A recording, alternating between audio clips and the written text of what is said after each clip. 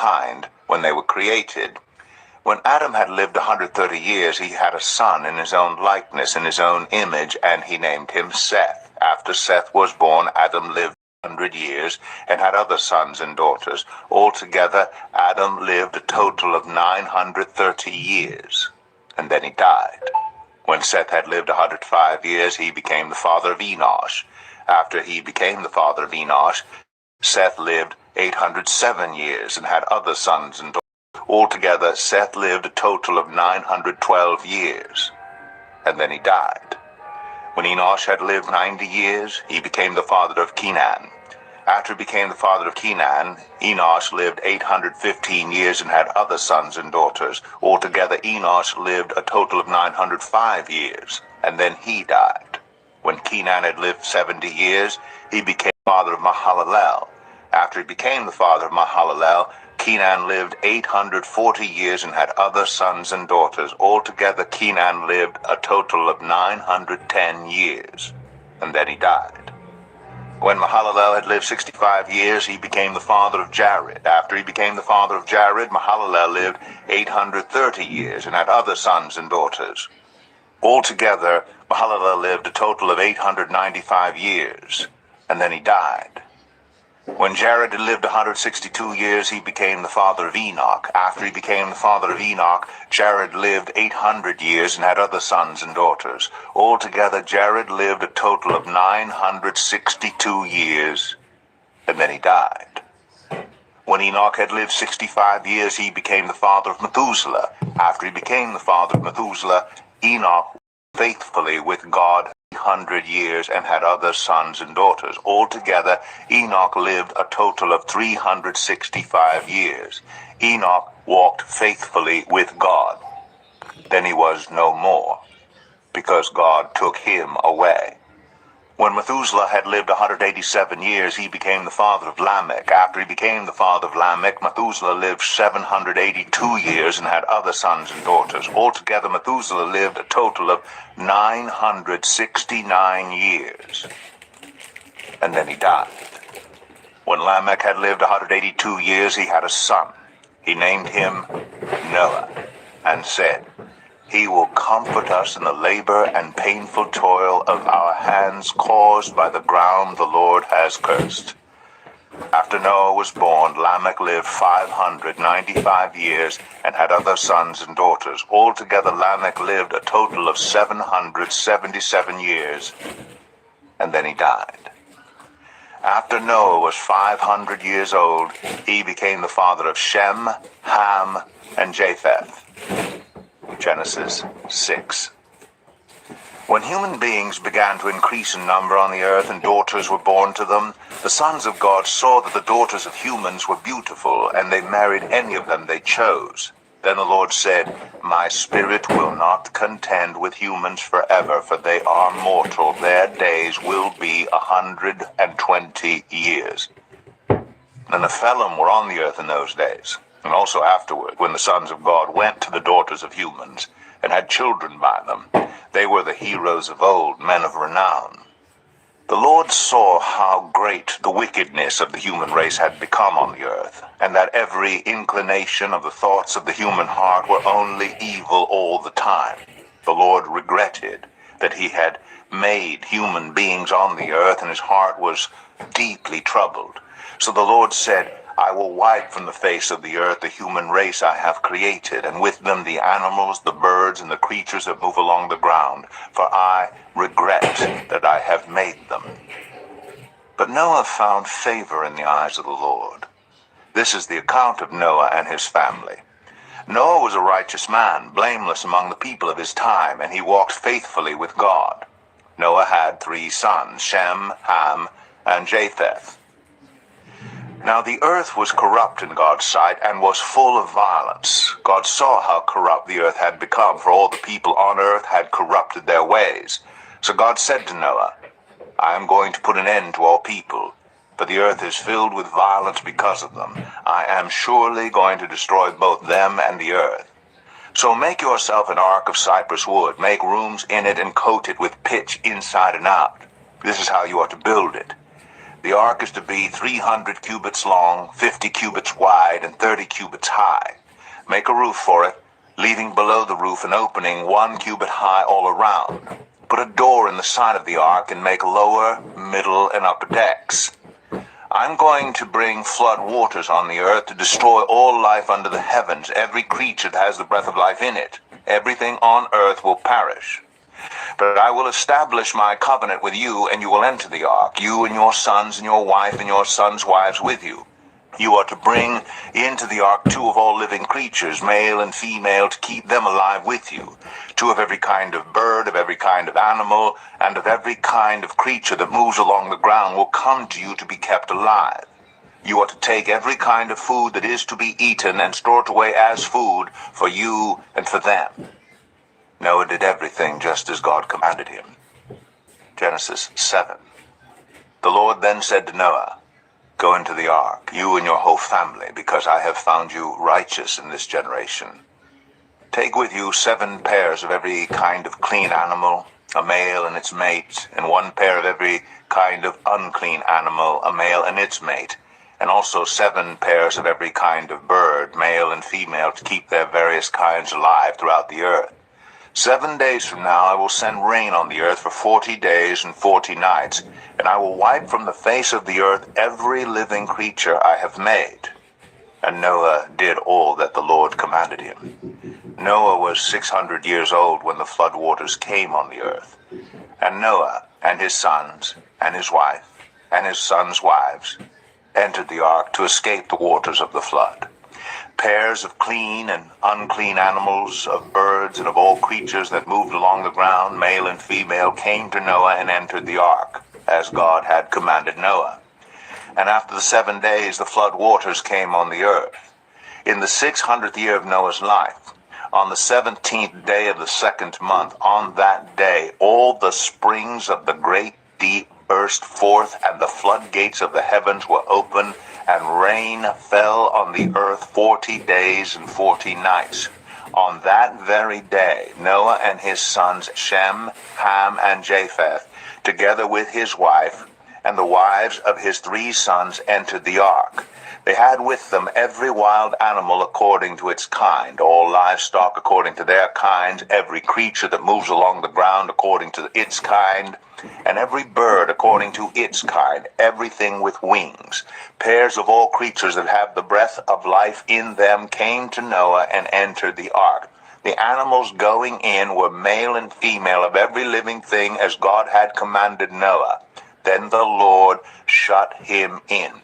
For 3 days the flood kept coming on the earth, and as the waters increased, they lifted the ark high above the earth. The waters rose and increased greatly on the earth, and the ark floated on the surface of the water. They rose greatly on the earth, and all the high mountains under the entire heavens were covered. The waters rose and covered the mountains to a depth of more than 15 cubits. Every living thing that moved on land perished. Birds, livestock, wild animals, all the creatures that swarm over the earth, and all mankind, everything on dry land that had the breath of life in its nostrils died. Every living thing on the face of the earth was wiped out. People and animals and the creatures that move along the ground and the birds were wiped from the earth.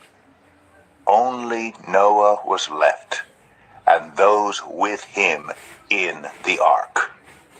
The waters flooded the earth for 150 days. Genesis 8. But God remembered Noah and all the wild animals and the livestock that were with him in the ark, and he sent a wind over the earth, and the waters receded. Now the springs of the deep and the floodgates of the heavens had been closed, and the rain had stopped falling from the sky. The water receded steadily from the earth. At the end of the 150 days the water had gone down, and on the 17th day of the 7th month the ark came to rest on the mountains of Ararat. The waters continued to recede until the 10th month, and on the first day of the 10th month the tops of the mountains became visible. After 40 days, Noah opened a window he had made in the ark and sent out a raven, and it kept flying back and forth until the water had dried up from the earth. Then he sent out a dove to see if the water had receded from the surface of the ground. But the dove could find nowhere to perch because there was water over all the surface of the earth. So it returned to Noah in the ark. He reached out his hand and took the dove and brought it back to himself in the ark. He waited 7 more days and again sent out the dove from the ark. When the dove returned to him in the evening, there in its beak was a freshly plucked olive leaf. Then Noah knew that the water had receded from the earth. He waited 7 more days and sent the dove out again, but this time it did not return to him. By the first day of the first month of Noah's 601st year, the water had dried up from the earth. Noah then removed the covering from the ark and saw that the surface of the ground was dry. By the 27th day of the second month, the earth was completely dry. Then God said to Noah, "Come out of the ark, you and your wife and your sons and their wives. Bring out every kind of living creature that is with you, the birds, the animals, and all the creatures that move along the ground, so they can multiply on the earth and be fruitful and increase in number on it." So Noah came out, together with his sons and his wife and his sons' wives. All the animals and all the creatures that move along the ground and all the birds, everything that moves on land came out of the ark, one kind after another. Then Noah built an altar to the Lord. And taking some of all the clean animals and clean birds, he sacrificed burnt offerings on it. The Lord smelled the pleasing aroma and said in his heart, "Never again will I curse the ground because of humans, even though every inclination of the human heart is evil from childhood. And never again will I destroy all living creatures as I have done. As long as the earth endures, seed time and harvest, cold and heat, summer and winter, day and night will never cease." Genesis 9. Then God blessed Noah and his sons, saying to them, "Be fruitful and increase in number and fill the earth. The fear and dread of you will fall on all the beasts of the earth and all the birds in the sky, on every creature that moves along the ground, and on all the fish in the sea. They are given into your hands. Everything that lives and moves about will be food for you. Just as I gave you the green plants, I now give you everything. But you must not eat meat that has its lifeblood still in it. And for your lifeblood I will surely demand an accounting. I will demand an accounting from every animal, and from each human being too. I will demand an accounting for the life of another human being. Whoever sheds human blood, by humans shall their blood be shed. For in the image of God has God made mankind. As for you, be fruitful and increase in number. Multiply on the earth and increase upon it." Then God said to Noah and to his sons with him, "I now establish my covenant with you and with your descendants after you, and with every living creature that was with you, the birds, the livestock, and all the wild animals, all those that came out of the ark with you, every living creature on earth. I establish my covenant with you. Never again will all life be destroyed by the waters of a flood. Never again will there be a flood to destroy the earth." And God said, "This is the sign of the covenant I am making between me and you and every living creature with you, a covenant for all generations to come. I have set my rainbow in the clouds, and it will be the sign of the covenant between me and the earth. Whenever I bring clouds over the earth, and the rainbow appears in the clouds, I will remember my covenant between me and you and all living creatures of every kind. Never again will the waters become a flood to destroy all life. Whenever the rainbow appears in the clouds, I will see it and remember the everlasting covenant between God and all living creatures of every kind on the earth." So God said to Noah, "This is the sign of the covenant I have established between me and all life on the earth." The sons of Noah who came out of the ark were Shem, Ham, and Japheth. Ham was the father of Canaan. These were the 3 sons of Noah, and from them came the people who were scattered over the whole earth. Noah, a man of the soil, proceeded to plant a vineyard. When he drank some of its wine, he became drunk and lay uncovered inside his tent. Ham, the father of Canaan, saw his father naked and told his 2 brothers outside. But Shem and Japheth took a garment and laid it across their shoulders. Then they walked in backward and covered their father's naked body. Their faces were turned the other way so that they would not see their father naked. When Noah awoke from his wine and found out what his youngest son had done to him, he said, "Cursed be Canaan. The lowest of slaves will he be to his brothers." He also said, "Praise be to the Lord, the God of Shem. May Canaan be the slave of Shem. May God extend Japheth's territory. May Japheth live in the tents of Shem, and may Canaan be the slave of Japheth." After the flood, Noah lived 350 years. Noah lived a total of 950 years. And then he died. Genesis 10. This is the account of Shem, Ham, and Japheth, Noah's sons, who themselves had sons after the flood. The sons of Japheth: Gomer, Magog, Madai, Javan, Tubal, Meshech, and Tiras. The sons of Gomer: Ashkenaz, Riphath, and Togarmah. The sons of Javan: Elisha, Tarshish, the Kittites, and the Rodanites. From these the maritime people spread out into their territories by their clans within their nations, each with its own language. The sons of Ham: Cush, Egypt, Put, and Canaan. The sons of Cush: Seba, Havilah, Sabta, Ramah, and Sabteka. The sons of Ramah: Sheba and Dedan. Cush was the father of Nimrod, who became a mighty warrior on the earth. He was a mighty hunter before the Lord. That is why it is said, like Nimrod, a mighty hunter before the Lord. The first centers of his kingdom were Babylon, Uruk, Akkad, and Calneh in Shinar. From that land he went to Assyria, where he built Nineveh, Rehoboth-ir, Calah, and Resen, which is between Nineveh and Calah, which is the great city.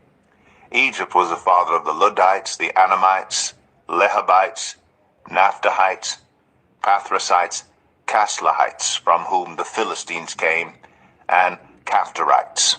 Canaan was the father of Sidon, his firstborn, and of the Hittites, Jebusites, Amorites, Girgashites, Hivites, Archites, Sinites, Arvadites, Zemarites, and Hamathites.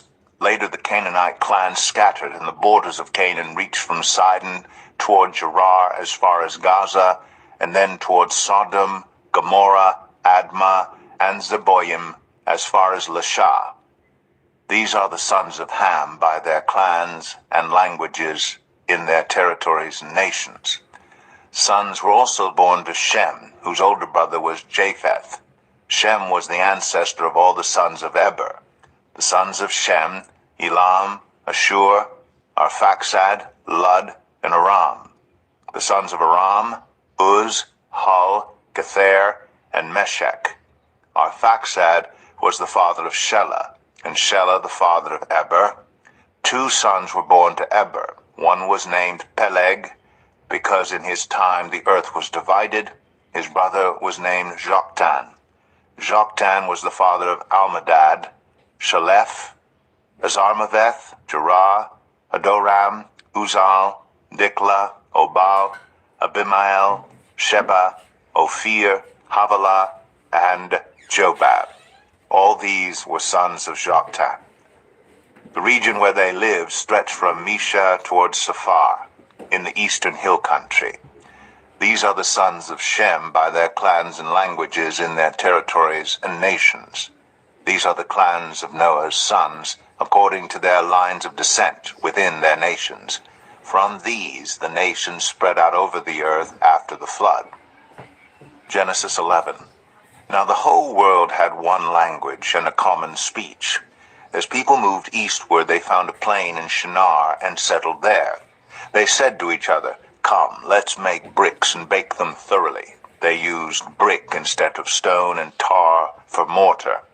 Then they said, "Come, let us build ourselves a city with a tower that reaches to the heavens, so that we may make a name for ourselves.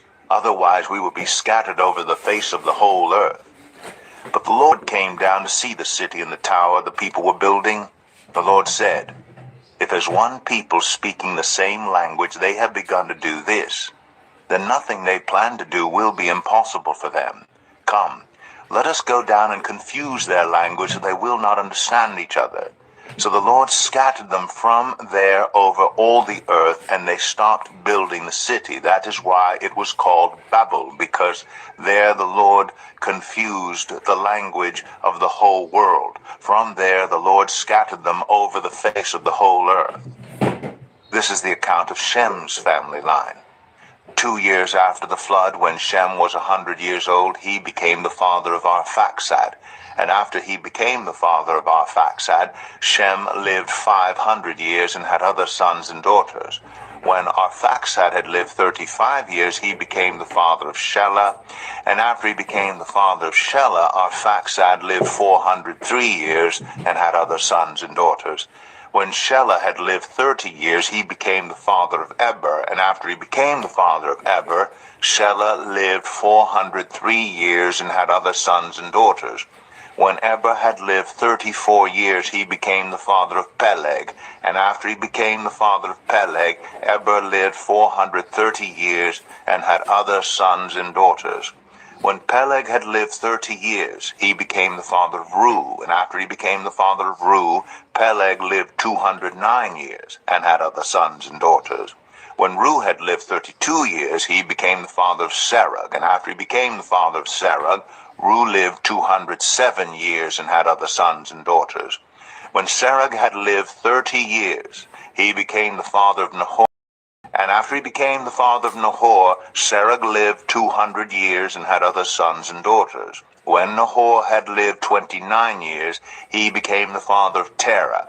And after he became the father of Terah, Nahor lived 119 years and had other sons and daughters. After Terah had lived 70 years, he became the father of Abram, Nahor, and Haran.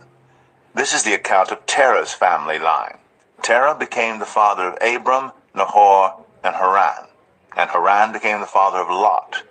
While his father Terah was still alive, Haran died in Ur of the Chaldeans in the land of his birth. Abram and Nahor both married. The name of Abram's wife was Sarai, and the name of Nahor's wife was Milcah. She was the daughter of Haran, the father of both Milcah and Iscah. Now Sarai was childless, because she was not able to conceive. Terah took his son Abram, his grandson Lot, son of Haran, and his daughter-in-law Sarai, the wife of his son Abram, and together they set out from Ur of the Chaldeans to go to Canaan. But when they came to Haran, they settled there. Terah lived 205 years, and he died in Haran. Genesis 12. The Lord had said to Abram, "Go from your country, your people, and your father's household, to the land I will show you. I will make you into a great nation, and I will bless you. I will make your name great, and you will be a blessing. I will bless those who bless you, and whoever curses you I will curse. And all peoples on earth will be blessed through you." So Abram went, as the Lord had told him, and Lot went with him. Abram was 75 years old when he set out from Haran. He took his wife Sarai, his nephew Lot, all the possessions they had accumulated, and the people they had acquired in Haran, and they set out for the land of Canaan, and they arrived there. Abram traveled through the land as far as the site of the great tree of Moreh at Shechem. At that time the Canaanites were in the land. The Lord appeared to Abram and said, "To your offspring I will give this land."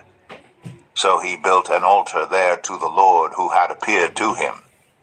From there he went on toward the hills east of Bethel, and pitched his tent with Bethel on the west and Ai on the east. There he built an altar to the Lord and called on the name of the Lord. Then Abram set out and continued toward the Negev. Now there was a famine in the land, and Abram went down to Egypt to live there for a while because the famine was severe. As he was about to enter Egypt, he said to his wife Sarai, "I know what a beautiful woman you are. When the Egyptians see you, they will say, 'This is his wife.' Then they will kill me, but will let you live. Say you are my sister, so that I will be treated well for your sake, and my life will be spared because of you." When Abram came to Egypt, the Egyptians saw that Sarai was a very beautiful woman. And when Pharaoh's officials saw her, they praised her to Pharaoh, and she was taken into his palace. He treated Abram well for her sake, and Abram acquired sheep and cattle, male and female donkeys, male and female servants, and camels. But the Lord inflicted serious diseases on Pharaoh and his household because of Abram's wife Sarai. So Pharaoh summoned Abram. "What have you done to me?" he said. "Why didn't you tell me she was your wife? Why did you say, 'She is my sister,' so that I took her to be my wife? Now then, here is your wife. Take her and go." Then Pharaoh gave orders about Abram to his men, and they sent him on his way with his wife and everything he had. Genesis 13.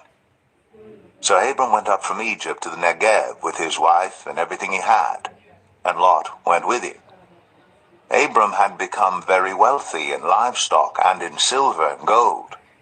From the Negev he went from place to place until he came to Bethel, to the place between Bethel and Ai where his tent had been earlier, and where he had first built an altar. There Abram called on the name of the Lord. Now Lot, who was moving about with Abram, also had flocks and herds and tents. But the land could not support them while they stayed together, for their possessions were so great that they were not able to stay together. And quarreling arose between Abram's herders and Lot's. The Canaanites and the Perizzites were also living in the land at that time. So Abram said to Lot, "Let's not have any quarreling between you and me, or between your herders and mine, for we are close relatives. Is not the whole land before you? Let's part company. If you go to the left, I'll go to the right. If you go to the right, I'll go to the left." Lot looked around and saw that the whole plain of the Jordan toward Zoar was well watered, like the garden of the Lord, like the land of Egypt. This was before the Lord destroyed Sodom and Gomorrah. So Lot chose for himself the whole plain of the Jordan and set out toward the east. The two men parted company. Abram lived in the land of Canaan, while Lot lived among the cities of the plain, and pitched his tents near Sodom. Now the people of Sodom were wicked, and were sinning greatly against the Lord.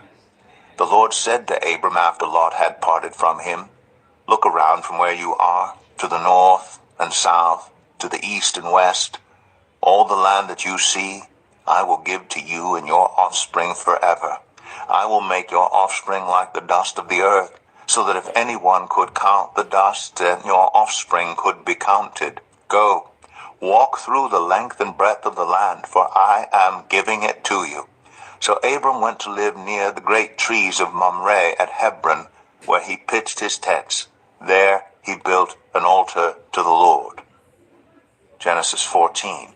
At the time when Amraphel was king of Shinar, Arioch king of Elasar, Chedorlaomer king of Elam, and Tidal king of Goyim, these kings went to war against Bera king of Sodom, Birsha king of Gomorrah, Shinab king of Admah, Shemeber king of Zeboim, and the king of Bela, that is, Zoar. All these latter kings joined forces in the valley of Siddim, that is, the Dead Sea Valley. For 12 years they had been subject to Chedorlaomer, but in the 13th year they rebelled.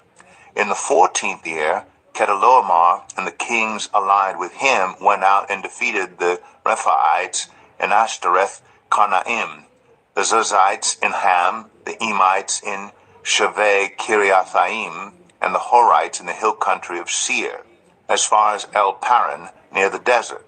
Then they turned back and went to En Mishpat, that is Kadesh, and they conquered the whole territory of the Amalekites, as well as the Amorites who were living in Hazazon Tamar.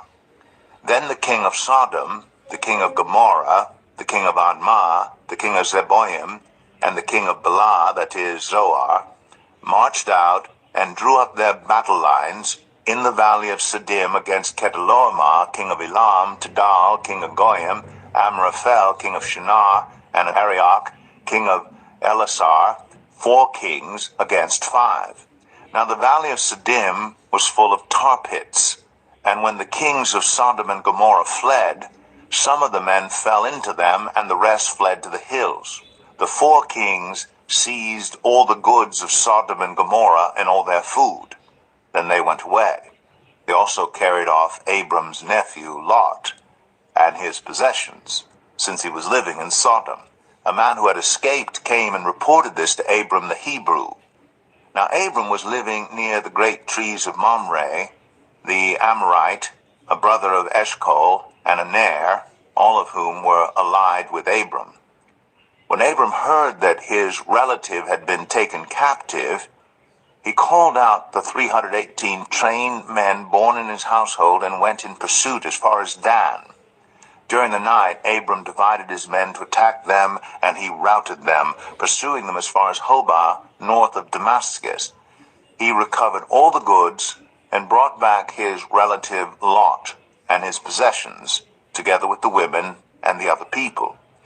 After Abram returned from defeating Chedorlaomer and the kings allied with him, the king of Sodom came out to meet him in the valley of Shaveh, that is, the king's valley. Then Melchizedek, king of Salem, brought out bread and wine. He was priest of God Most High, and he blessed Abram, saying, "Blessed be Abram by God Most High, creator of heaven and earth, and praise be to God Most High, who delivered your enemies into your hand." Then Abram gave him 1/10 of everything. The king of Sodom said to Abram, "Give me the people and keep the goods for yourself." But Abram said to the king of Sodom, with raised hand, "I have sworn an oath to the Lord, God Most High, creator of heaven and earth, that I will accept nothing belonging to you, not even a thread or the strap of a sandal, so that you will never be able to say, 'I made Abram rich.' I will accept nothing but what my men have eaten, and the share that belongs to the men who went with me, to Aner, Eshcol, and Mamre. Let them have their share." Genesis 15. After this, the word of the Lord came to Abram in a vision. "Do not be afraid, Abram. I am your shield, your very great reward." But Abram said, "Sovereign Lord, what can you give me, since I remain childless? And the one who will inherit my estate is Eliezer of Damascus." And Abram said, "You have given me no children, so a servant in my household will be my heir." Then the word of the Lord came to him, "This man will not be your heir, but a son, who is your own flesh and blood, will be your heir." He took him outside and said, "Look up at the sky and count the stars, if indeed you can count them." Then he said to him, "So shall your offspring be." Abram believed the Lord, and he credited it to him as righteousness. He also said to him, "I am the Lord, who brought you out of Ur of the Chaldeans to give you this land, to take possession of it." But Abram said, "Sovereign Lord, how can I know that I will gain possession of it?" So the Lord said to him, "Bring me a heifer, a goat, and a ram, each 3 years old, along with a dove and a young pigeon." Abram brought all these to him, cut them in two, and arranged the halves opposite each other. The birds, however, he did not cut in half. Then birds of prey came down on the carcasses, but Abram drove them away. As the sun was setting, Abram fell into a deep sleep, and a thick and dreadful darkness came over him. Then the Lord said to him, "Know for certain that for 400 years your descendants will be strangers in a country not their own, and that they will be enslaved and mistreated there. But I will punish the nation they serve as slaves, and afterward they will come out with great possessions. You, however, will go to your ancestors in peace and be buried at a good old age." In the fourth generation your descendants will come back here, for the sin of the Amorites has not yet reached its full measure. When the sun and darkness had fallen, a smoking fire pot with a blazing torch appeared and passed between the pieces.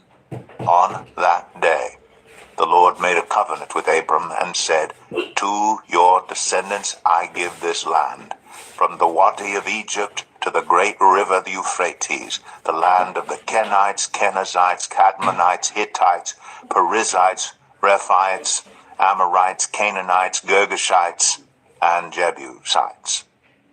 Genesis 16. Now Sarai, Abram's wife, had borne him no children, but she had an Egyptian slave named Hagar. So she said to Abram, "The Lord has kept me from having children. Go sleep with my slave. Perhaps I can build a family through her." Abram agreed to what Sarai said. So after Abram had been living in Canaan 10 years, Sarai his wife took her Egyptian slave Hagar and gave her to her husband to be his wife. He slept with Hagar and she conceived. When she knew she was pregnant, she began to despise her mistress. Then Sarai said to Abram, "You are responsible for the wrong I'm suffering. I put my slave in your arms, and now that she knows she is pregnant, she despises me. May the Lord judge between you and me." "Your slave is in your hands," Abram said. "Do with her whatever you think best." Then Sarai mistreated Hagar, so she fled from her. The angel of the Lord found Hagar near a spring in the desert. It was the spring that is beside the road to Shur. And he said, "Hagar, slave of Sarai, where have you come from? And where are you going?" "I'm running away from my mistress Sarai," she answered.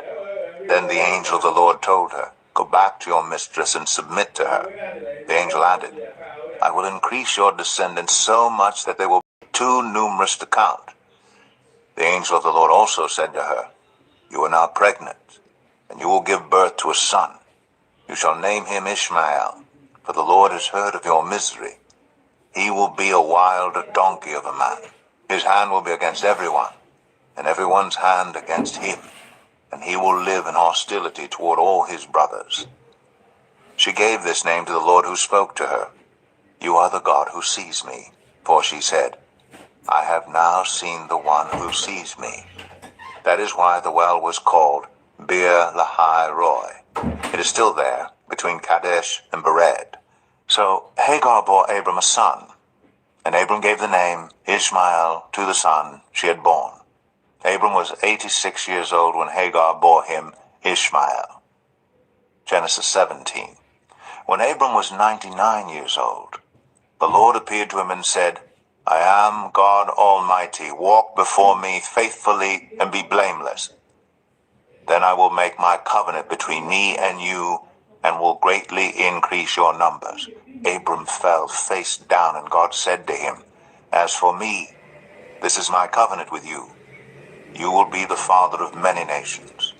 No longer will you be called Abram. Your name will be Abraham, for I have made you a father of many nations. I will make you very fruitful. I will make nations of you, and kings will come from you.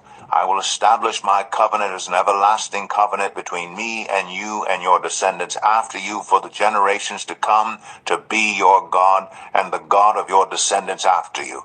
The whole land of Canaan, where you now reside as a foreigner, I will give as an everlasting possession to you and your descendants after you, and I will be their God." Then God said to Abraham, "As for you, you must keep my covenant, you and your descendants after you for the generations to come. This is my covenant with you and your descendants after you, the covenant you are to keep. Every male among you shall be circumcised. You are to undergo circumcision, and it will be the sign of the covenant between me and you.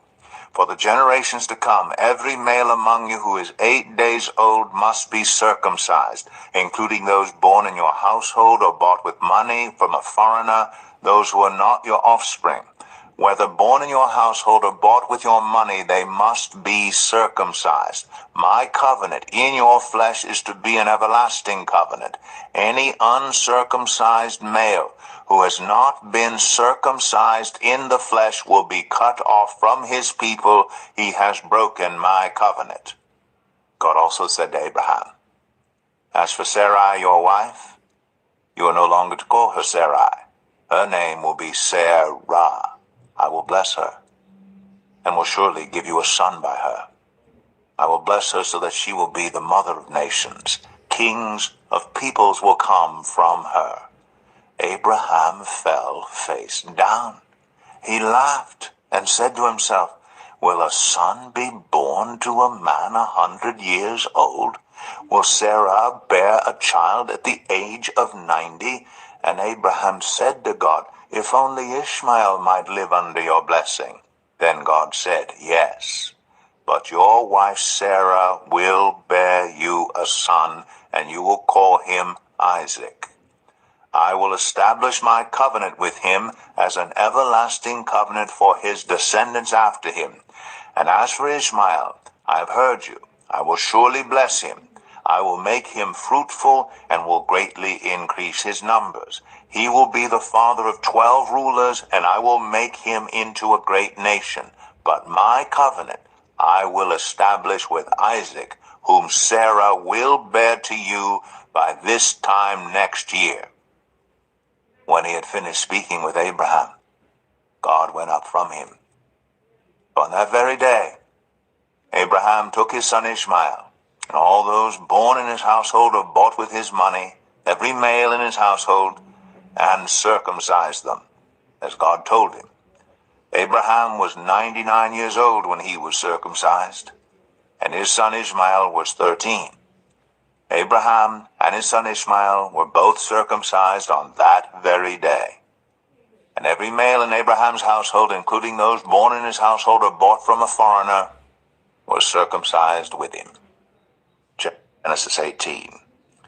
The Lord appeared to Abraham near the great trees of Mamre while he was sitting at the entrance to his tent in the heat of the day. Abraham looked up and saw 3 men standing nearby. When he saw them, he hurried from the entrance of his tent to meet them and bowed low to the ground. He said, if I have found favor in your eyes, my Lord, do not pass your servant by. Let a little water be brought, and then you may all wash your feet and rest under this tree. Let me get you something to eat, so you can be refreshed and then go on your way, now that you have come to your servant. Very well, they answered. Do as you say.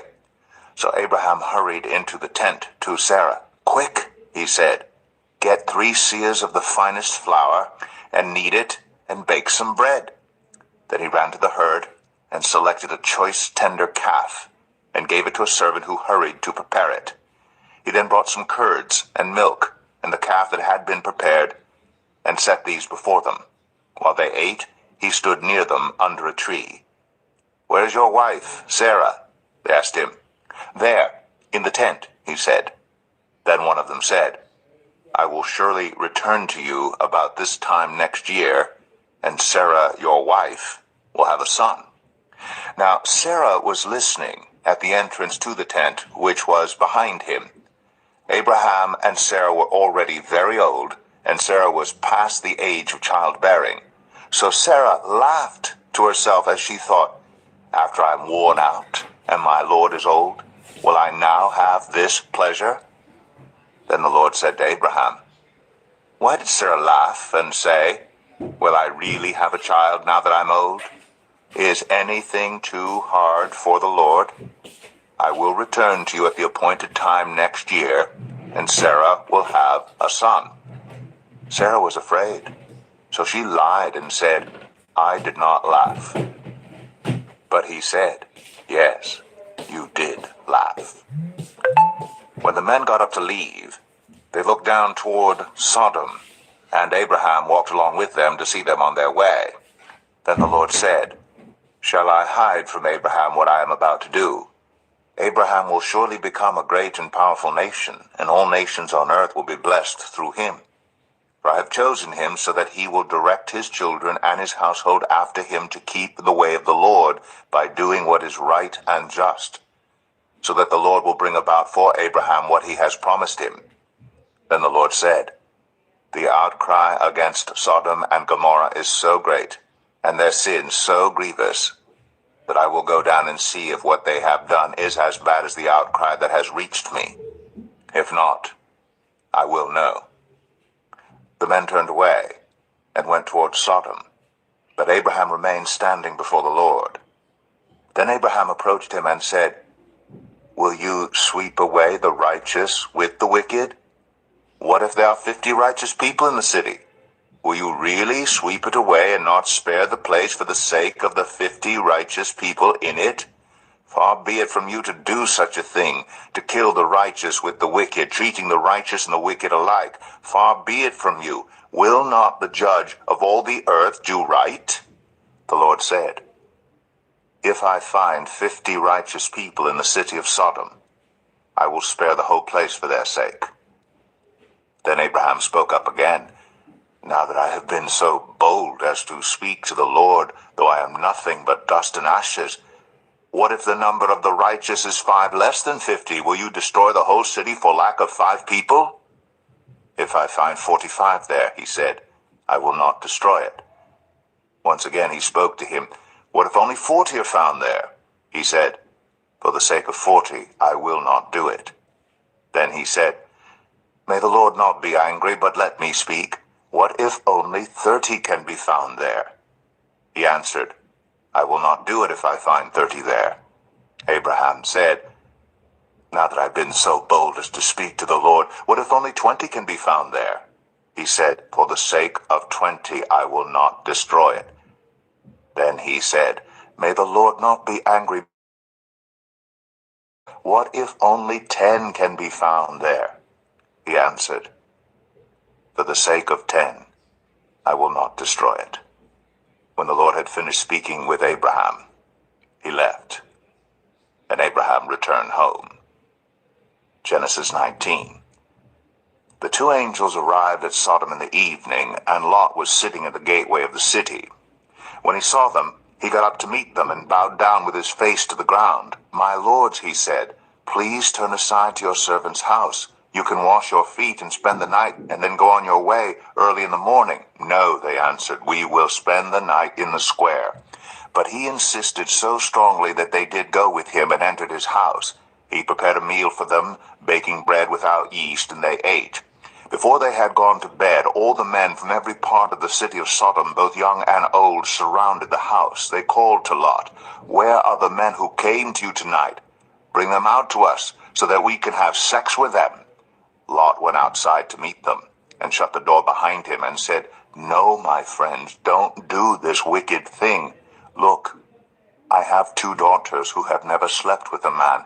Let me bring them out to you, and you can do what you like with them, but don't do anything to these men, for they have come under the protection of my roof. Get out of our way, they replied. This fellow came here as a foreigner, and now he wants to play the judge. We'll treat you worse than them. They kept bringing pressure on Lot and moved forward to break down the door. But the men inside reached out and pulled Lot back into the house and shut the door. Then they struck the men who were at the door of the house, young and old, with blindness, so that they could not find the door. The 2 men said to Lot, Do you have anyone else here, sons-in-laws, sons or daughters, or anyone else in the city who belongs to you? Get them out of here, because we are going to destroy this place. The outcry to the Lord against its people is so great that he has sent us to destroy it. So Lot went out and spoke to his sons-in-law, who were pledged to marry his daughters. He said, Hurry and get out of this place, because the Lord is about to destroy the city. But his sons-in-law thought he was joking. With the coming of dawn, the angels urged Lot, saying, Hurry, take your wife and your 2 daughters who are here, or you will be swept away when the city is punished. When he hesitated, the men grasped his hand and the hands of his wife and of his 2 daughters and led them safely out of the city, for the Lord was merciful to them. As soon as they had brought them out, one of them said, Flee for your lives. Don't look back and don't stop anywhere in the plain. Flee to the mountains or you will be swept away. But Lot said to them, No, my lords, please, your servant has found favor in your eyes, and you have shown great kindness to me in sparing my life. But I can't flee to the mountains. This disaster will overtake me and I'll die. Look, here is a town near enough to run to, and it is small. Let me flee to it. It is very small, isn't it? Then my life will be spared. He said to him, Very well, I will grant this request too. I will not overthrow the town you speak of, but flee there quickly. Do anything until you reach it. That is why the town was called Zoar. By the time Lot reached Zoar, the sun had risen over the land. Then the Lord rained down burning sulfur on Sodom and Gomorrah from the Lord out of the heavens. Thus he overthrew those cities and the entire plain, destroying all those living in the cities and also the vegetation in the land. But Lot's wife looked back, and she became a pillar of salt. Early the next morning, Abraham got up and returned to where he had stood before the Lord. He looked down toward Sodom and Gomorrah, toward all the land of the plain, and he saw dense smoke rising from the land, like smoke from a furnace. So when God destroyed the cities of the plain, he remembered Abraham, and he brought Lot out of the catastrophe that overthrew the cities where Lot had lived. Lot and his 2 daughters left Zoar and settled in the mountains, for he was afraid to stay in Zoar. He and his 2 daughters lived in a cave. One day the older daughter said to the younger, Our father is old, and there is no man around here to give us children, as is the custom all over the earth. Let's get our father to drink wine, and then sleep with him, and preserve our family line through our father. That night they got their father to drink wine, and the older daughter went in and slept with him. He was not aware of it when she lay down or when she got up. The next day the older daughter said to the younger, Last night I slept with my father. Let's get him to drink wine again tonight, and you go in and sleep with him so we can preserve our family line through our father. So they got their father to drink wine that night also. And the younger daughter went in and slept with him. Again, he was not aware of it when she lay down or when she got up. So both of Lot's daughters became pregnant by their father. The older daughter had a son, and she named him Moab. He is the father of the Moabites up to today. The younger daughter also had a son, and she named him Ben-Ami. He is the father of the Ammonites up to today. Genesis 20. Now Abraham moved on from there into the region of the Negev and lived between Kadesh and Shur. For a while he stayed in Gerar, and there Abraham said of his wife Sarah, She is my sister. Then Abimelech, king of Gerar, sent for Sarah and took her. But God came to Abimelech in a dream one night and said to him, You are as good as dead because of the woman you have taken. Abimelech had not gone near her, so he said, Lord, will you destroy an innocent nation? Did he not say to me, She is my sister? And didn't she also say, He is my brother? I have done this with a clear conscience and clean hands. Then God said to him in the dream, Yes, I know you did this with a clear conscience, and so I have kept you from sinning against me. That is why I did not let you touch her. Now return the man's wife, for he is a prophet, and he will pray for you, and you will live. But if you do not return her, you may be sure that you and all who belong to you will die. Early the next morning Abimelech summoned all his officials, and when he told them all that had happened, they were very much afraid. Then Abimelech called Abraham in and said, What have you done to us? How have I wronged you that you have brought such great guilt upon me and my kingdom? You have done things to me that should never be done. And Abimelech asked Abraham, What was your reason for doing this? Abraham replied, I said to myself, There is surely no fear of God in this place, and they will kill me because of my wife. Besides, she really is my sister, the daughter of my father, though not of my mother, and she became my wife. And when God had me wander from my father's household, I said to her, This is how you can show your love to me. Everywhere we go, say of me, He is my brother. Then Abimelech brought sheep and cattle, and male and female slaves, and gave them to Abraham, and he returned Sarah his wife to him. And Abimelech said, My land is before you, live wherever you like. To Sarah he said, I am giving your brother 1,000 shekels of silver. This is to cover the offense against you before all who are with you. You are completely vindicated. Then Abraham prayed to God, and God healed Abimelech his wife, and his female slaves, so they could have children again.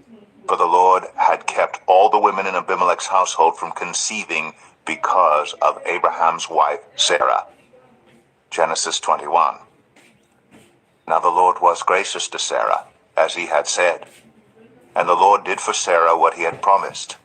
Sarah became pregnant and bore a son to Abraham in his old age, at the very time God had promised him. Abraham gave the name Isaac to the son Sarah bore him. When his son Isaac was 8 days old, Abraham circumcised him as God commanded him. Abraham was 100 years old when his son Isaac was born to him. Sarah said, God has brought me laughter, and everyone who hears about this will laugh with me. And she added, Who would have said to Abraham that Sarah would nurse children? Yet I have borne him a son in his old age. The child grew and was weaned. And on the day Isaac was weaned, Abraham held a great feast. But Sarah saw that the son whom Hagar the Egyptian had borne to Abraham was mocking. And she said to Abraham, Get rid of that slave woman and her son, for that woman's son will never share in the inheritance with my son Isaac. The matter distressed Abraham greatly, because it concerned his son. But God said to him, Do not be so distressed about the boy and your slave woman. Listen to whatever Sarah tells you, because it is through Isaac that your offspring will be reckoned. I will make the son of the slave into a nation also, because he is your offspring. Early the next morning, Abraham took some food and a skin of water and gave them to Hagar. He set them on her shoulders and then sent her off with the boy. She went on her way and wandered in the desert of Beersheba. When the water in the skin was gone, she put the boy under one of the bushes. Then she went off and sat down about a bowshot away, for she thought, I cannot watch the boy die. And as she sat there, she began to sob. God heard the boy crying, and the angel of God called to Hagar from heaven and said to her, What is the matter, Hagar? Do not be afraid. God has heard the boy crying as he lies there. Lift the boy up and take him by the hand, for I will make him into a great nation. Then God opened her eyes, and she saw a well of water. So she went and filled the skin with water and gave the boy a drink. God was with the boy as he grew up. He lived in the desert and became an archer.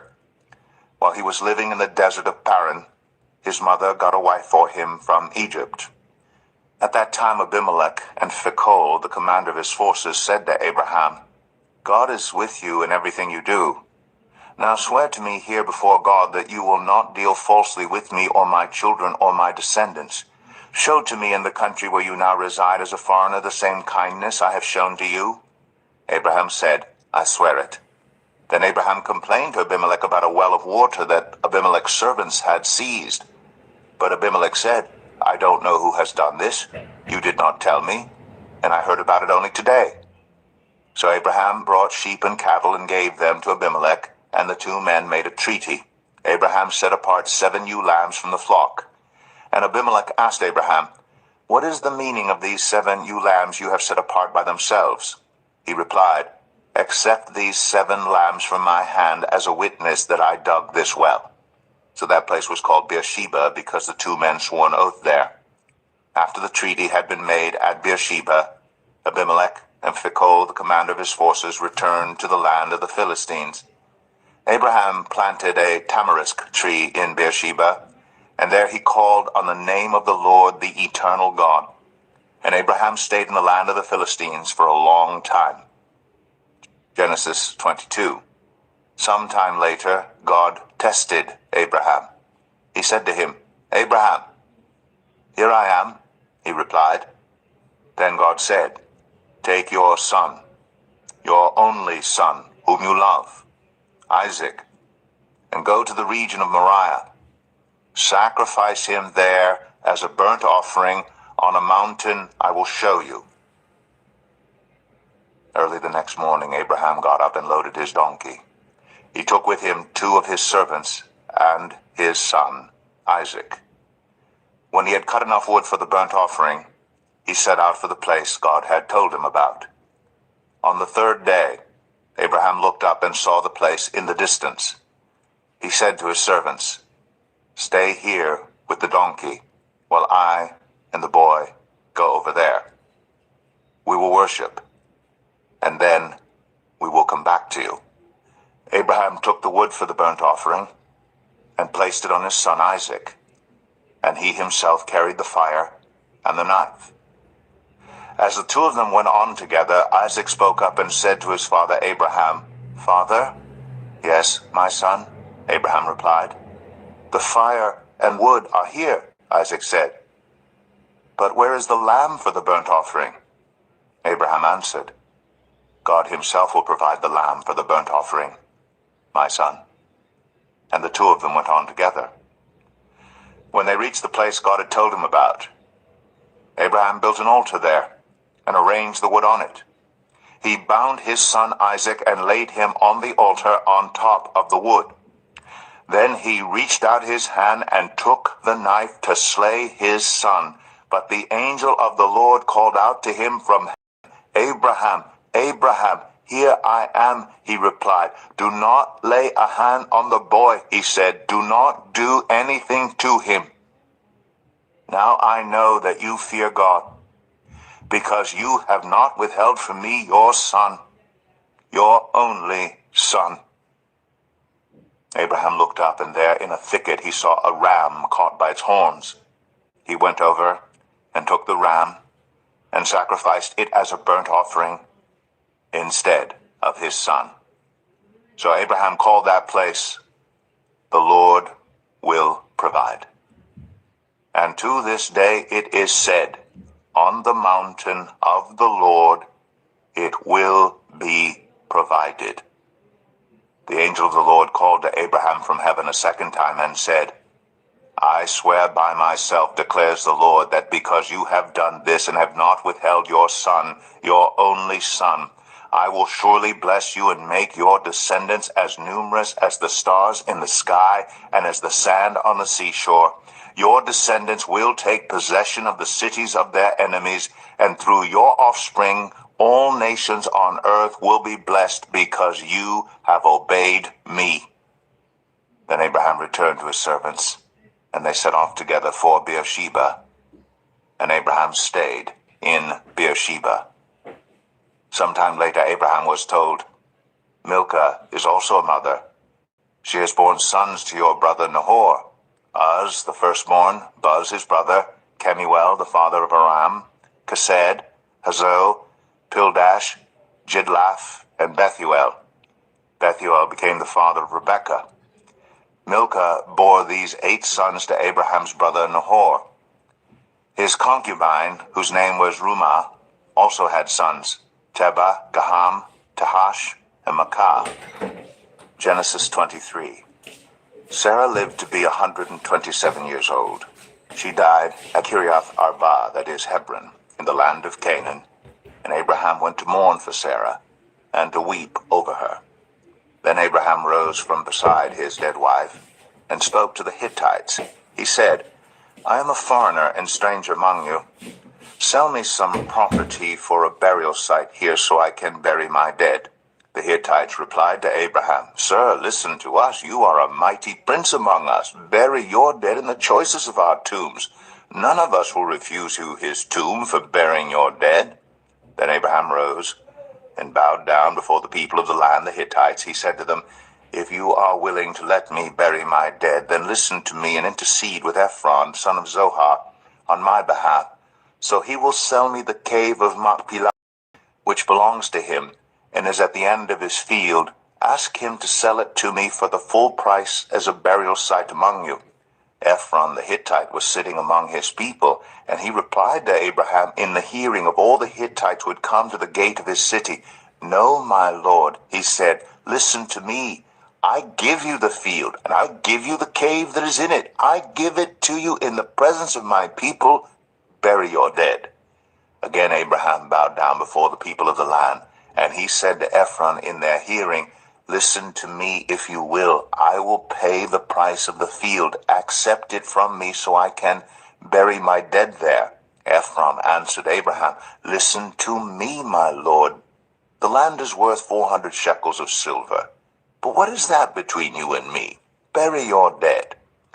Abraham agreed to Ephron's terms and weighed out for him the price he had named in the hearing of the Hittites, 400 shekels of silver, according to the weight current among the merchants. So Ephron's field in Machpelah, near Mamre, both the field and the cave in it and all the trees within the borders of the field, was deeded to Abraham as his property in the presence of all the Hittites who had come to the gate of the city. Afterward Abraham buried his wife Sarah in the cave in the field of Machpelah, near Mamre, which is at Hebron, in the land of Canaan. So the field and the cave in it were deeded to Abraham by the Hittites as a burial site. Genesis 24. Abraham was now very old, and the Lord had blessed him in every way. He said to the senior servant in his household, the one in charge of all that he had, "Put your hand under my thigh. I want you to swear by the Lord, the God of heaven and the God of earth, that you will not get a wife for my son from the daughters of the Canaanites among whom I am living, but will go to my country and my own relatives and get a wife for my son Isaac." The servant asked him, "What if the woman is unwilling to come back with me to this land? Shall I then take your son back to the country you came from?" "Make sure that you do not take my son back there," Abraham said. "The Lord, the God of heaven, who brought me out of my father's household and my native land, and who spoke to me and promised me on oath, saying, 'To your offspring I will give this land,' he will send his angel before you, so that you can get a wife for my son from there. If the woman is unwilling to come back with you, then you will be released from this oath of mine. Only do not take my son back there." So the servant put his hand under the thigh of his master Abraham and swore an oath to him concerning this matter. Then the servant left, taking with him 10 of his master's camels loaded with all kinds of good things from his master. He set out for Aram Naharaim and made his way to the town of Nahor. He had the camels kneel down near the well outside the town. It was toward evening, the time the women go out to draw water. Then he prayed, "Lord, God of my master Abraham, make me successful today, and show kindness to my master Abraham. See, I'm standing beside this spring, and the daughters of the townspeople are coming out to draw water. May it be that when I say to a young woman, 'Please, let down your jar that I may have a drink,' and she says, 'Drink, and I'll water your camels too,' let her be the one you have chosen for your servant Isaac. By this I will know that you have shown kindness to my master." Before he had finished praying, Rebekah came out, with her jar on her shoulder. She was the daughter of Bethuel, son of Milcah, who was the wife of Abraham's brother Nahor. The woman was very beautiful, a virgin. No man had ever slept with her. She went down to the spring, filled her jar, and came up again. The servant hurried to meet her and said, "Please, give me a little water from your jar." "Drink, my lord," she said, and quickly lowered the jar to her hands and gave him a drink. After she had given him a drink, she said, "I'll draw water for your camels too, until they have had enough to drink." So she quickly emptied her jar into the trough, ran back to the well to draw more water, and drew enough for all his camels. Without saying a word, the man watched her closely to learn whether or not the Lord had made his journey successful. When the camels had finished drinking, the man took out a gold nose ring weighing a beka, and 2 gold bracelets weighing 10 shekels. Then he asked, "Whose daughter are you? Please tell me, is there room in your father's house for us to spend the night?" She answered him, "I am the daughter of Bethuel, the son that Milcah bore to Nahor." And she added, We have plenty of straw and fodder, as well as room for you to spend the night." Then the man bowed down and worshipped the Lord, saying, "Praise be to the Lord, the God of my master Abraham, who has not abandoned his kindness and faithfulness to my master.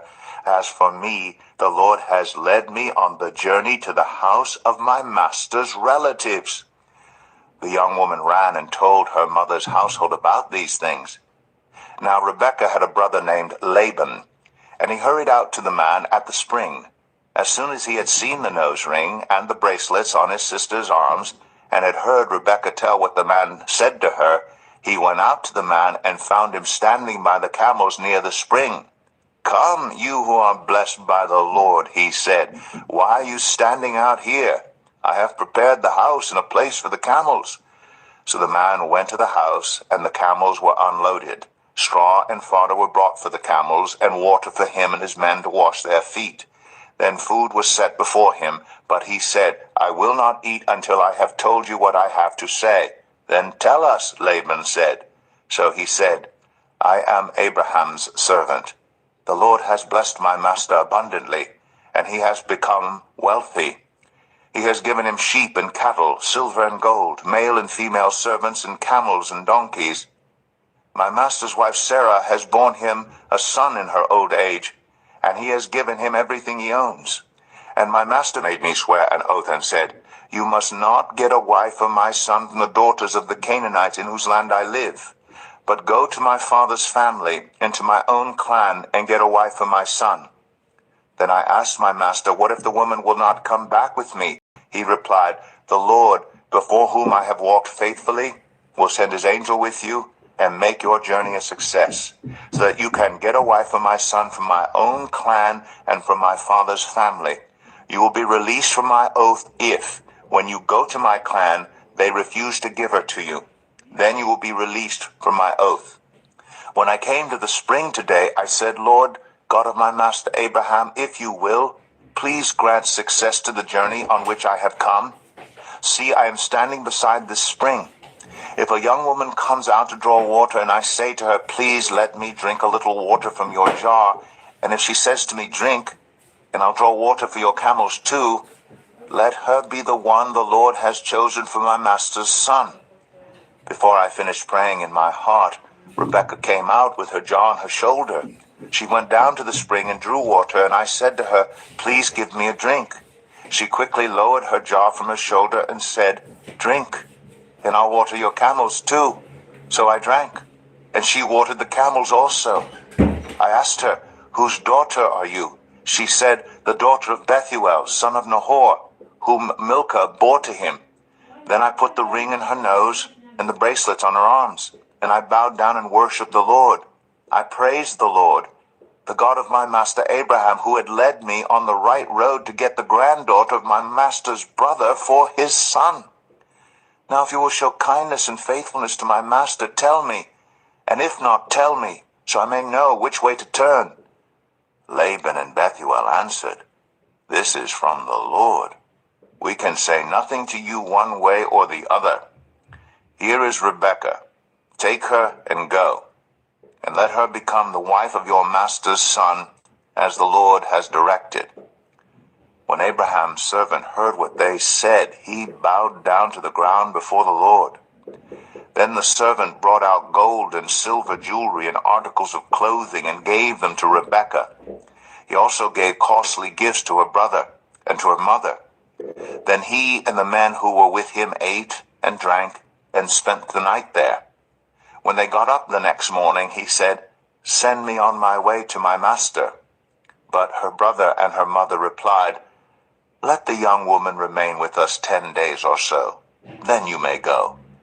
But he said to them, "Do not detain me, now that the Lord has granted success to my journey. Send me on my way so I may go to my master." Then they said, "Let's call the young woman and ask her about it." So they called Rebekah and asked her, "Will you go with this man?" "I will go," she said. So they sent their sister Rebekah on her way, along with her nurse, and Abraham's servant, and his men. And they blessed Rebekah, and said to her, "Our sister, May you increase to thousands upon thousands.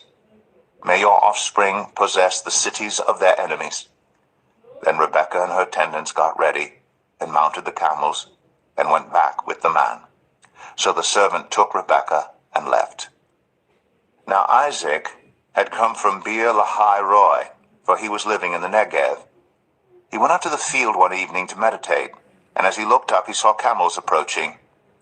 Rebekah also looked up and saw Isaac. She got down from her camel and asked the servant, "Who is that man in the field coming to meet us?" "He is my master," the servant answered. So she took her veil and covered herself. Then the servant told Isaac all he had done. Isaac brought her into the tent of his mother Sarah, and he married Rebekah. So she became his wife, and he loved her. And Isaac was comforted after his mother's death. Genesis 25. Abraham had taken another wife, whose name was Keturah. She bore him Zimran, Jokshan, Medan, Midian, Ishbak, and Shua. Jokshan was the father of Sheba and Dedan. The descendants of Dedan were the Asherites, the Letushites, and the Leumites. The sons of Midian were Ephah, Epher, Hanok, Abida, and Eldaah. All these were descendants of Keturah. Abraham left everything he owned to Isaac, but while he was still living, he gave gifts to the sons of his concubines and sent them away from his son Isaac to the land of the east. Abraham lived 175 years. Then Abraham breathed his last and died at a good old age, an old man and full of years, and he was gathered to his people. His sons Isaac and Ishmael buried him in the cave of Machpelah near Mamre, in the field of Ephron, son of Zoar the Hittite, the field Abraham had bought from the Hittites. There Abraham was buried with his wife Sarah. After Abraham's death, God blessed his son Isaac, who then lived near Beer Lahai Roi. This is the account of the family line of Abraham's son Ishmael, whom Sarah's slave Hagar the Egyptian bore to Abraham. These are the names of the sons of Ishmael, listed in the order of their birth: Nebaioth, the firstborn of Ishmael, Kedar, Adbeel, Mibsam, Mishma, Dumah, Massa, Hadad, Tema, Jetur, Naphish, and Kedemah.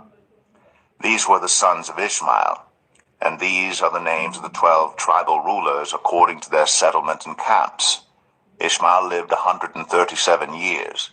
He breathed his last and died, and he was gathered to his people.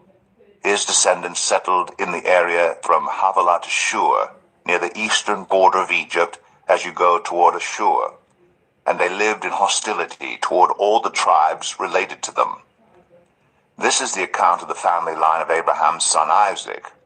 Abraham became the father of Isaac, and Isaac was 40 years old when he married Rebekah, daughter of Bethuel, the Aramean from Padam Aram, and sister of Laban the Aramean. Isaac prayed to the Lord on behalf of his wife because she was childless. The Lord answered his prayer, and his wife Rebekah became pregnant.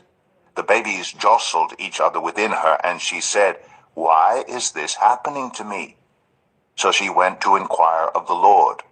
The Lord said to her, "Two nations are in your womb, and two people from within you will be separated. One people will be stronger than the other, and the older will serve the younger." When the time came for her to give birth, there were twin boys in her womb. The first to come out was red, and his whole body was like a hairy garment. So they named him Esau.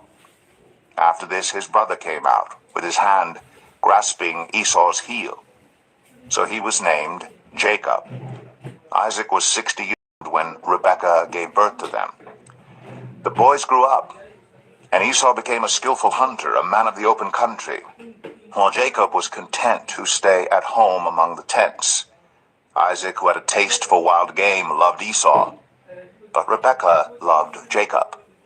Once when Jacob was cooking some stew, Esau came in from the open country, famished. He said to Jacob, "Quick, let me have some of that red stew. I'm famished." That is why he was also called Edom. Jacob replied, "First sell me your birthright." "Look, I am about to die," Esau said. "What good is the birthright to me?" But Jacob said, "Swear to me first." So he swore an oath to him, selling his birthright to Jacob. Then Jacob gave Esau some bread and some lentil stew. He ate and drank, and then got up and left. So Esau despised his birthright. Genesis 26. Now there was a famine in the land, besides the previous famine in Abraham's time. And Isaac went to Abimelech, king of the Philistines, in Gerar. The Lord appeared to Isaac and said, "Do not go down to Egypt. Live in the land where I tell you to live. Stay in this land for a while, and I will be with you and will bless you. For to you and your descendants I will give all these lands, and will confirm the oath I swore to your father Abraham. I will make your descendants as numerous as the stars in the sky, and will give them all these lands. And through your offspring all nations on earth will be blessed, because Abraham obeyed me and did everything I required of him, keeping my commands, my decrees, and my instructions." So Isaac stayed in Gerar. When the men of that place asked him about his wife, he said, "She is my sister," because he was afraid to say, "She is my wife." He thought, "The men of this place might kill me on account of Rebekah, because she is beautiful." When Isaac had been there a long time, Abimelech, king of the Philistines, looked down from a window and saw Isaac caressing his wife Rebekah. So Abimelech summoned Isaac and said, "She is really your wife. Why did you say she is my sister?" Isaac answered him, "Because I thought I might lose my life on account of her." Then Abimelech said, "What is this you have done to us? One of the men might well have slept with your wife, and you would have brought guilt upon us." So Abimelech gave orders to all the people, "Anyone who harms this man or his wife shall surely be put to death." Isaac planted crops in that land, and the same year reaped 100-fold, because the Lord blessed him. The man became rich, and his wealth continued to grow until he became very wealthy. He had so many flocks and herds and servants that the Philistines envied him. So all the wells that his father's servants had dug in the time of his father Abraham, the Philistines stopped up, filling them with earth. Then Abimelech said to Isaac, "Move away from us. You have become too powerful for us." So Isaac moved away from there and encamped in the valley of Gerar, where he settled. Isaac reopened the wells that had been dug in the time of his father Abraham, which the Philistines had stopped up after Abraham died, and he gave them the same names his father had given them.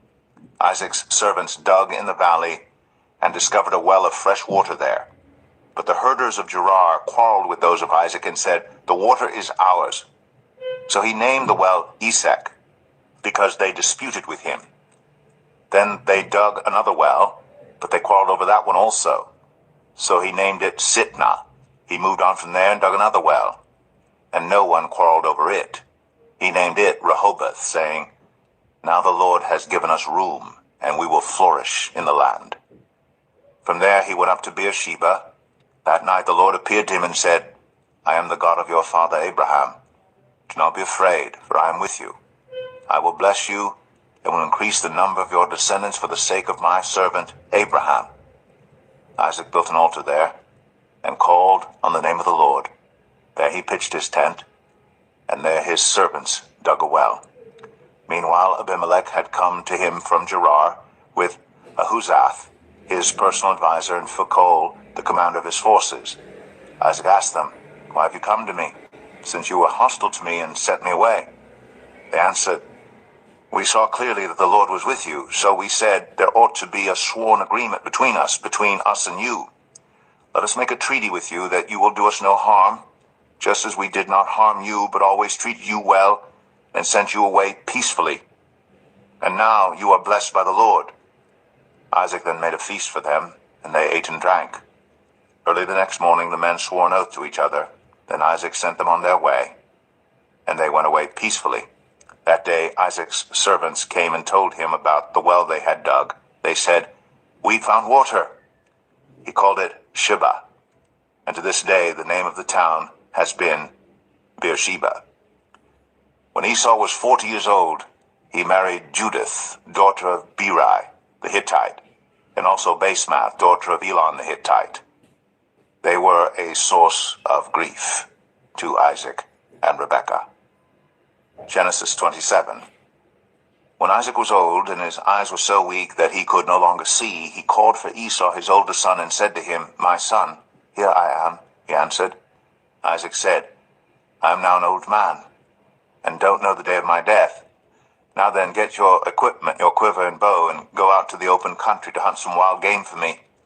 Prepare me the kind of tasty food I like, and bring it to me to eat, so that I may give you my blessing before I die." Now Rebekah was listening as Isaac spoke to his son Esau.